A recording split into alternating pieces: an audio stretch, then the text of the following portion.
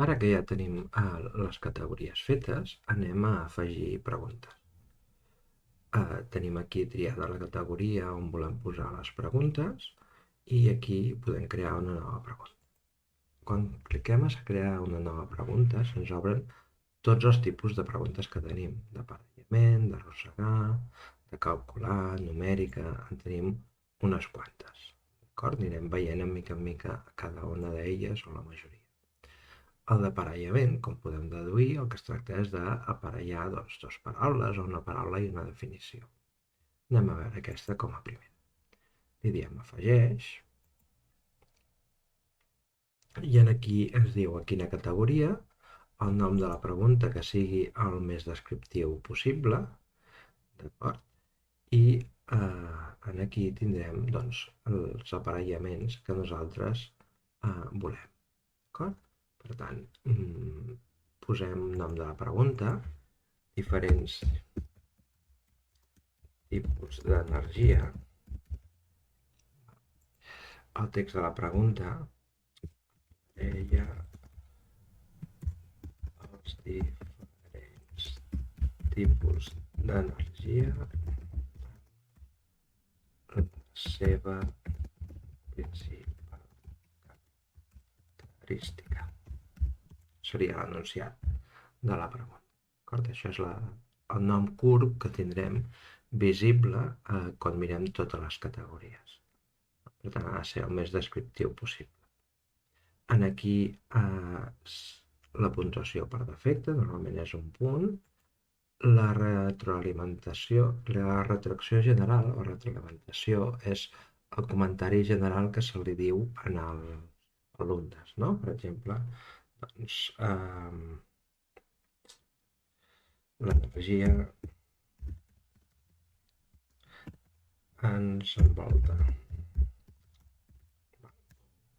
Doncs, bones respostes.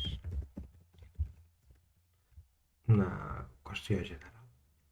Aquí, si volem barrejar les diferents opcions, això el que facilitarà és que no sortiran sempre del mateix ordre, sinó que es poden anar canviant a l'ordre i així els alumnes doncs, no es poden passar directament què és l'opció A o l'opció B, sinó que cada un li pot sortir en un ordre diferent.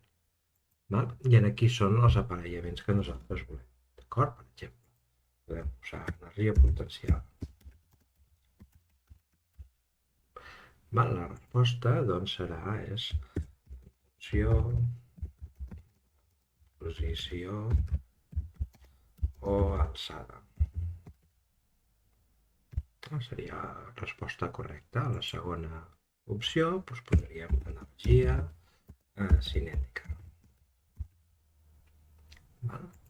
En funció moviment o velocitat. Tercera opció, per defecte ens en dona 3, però podem afegir més. Energia química.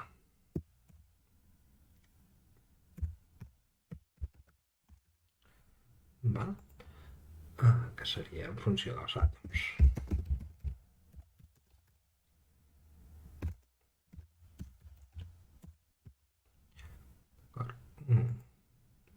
Si fem falta, el podem corregir abans tot i després també.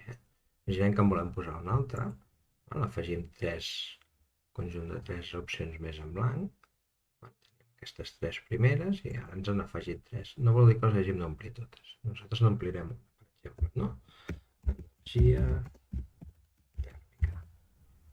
En funció d'acord?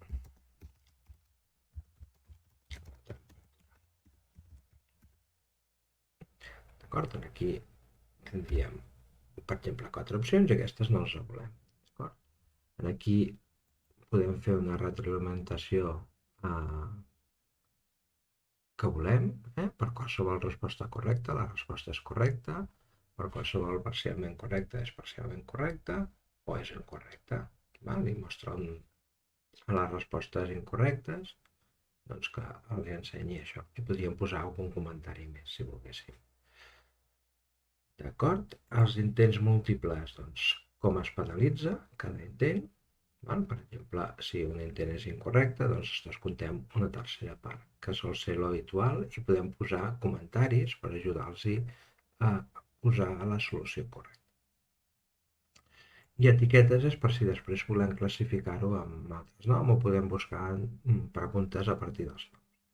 D'acord? Desem els canvis i ara tenim aquí, val?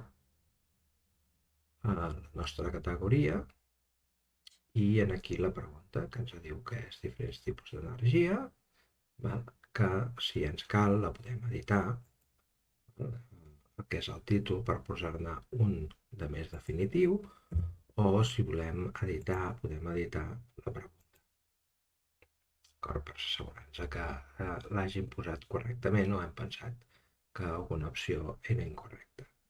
Desem els canvis, no hem canviat res, i ja tenim aquesta pregunta a punt de posar a dins del nostre qüestionari.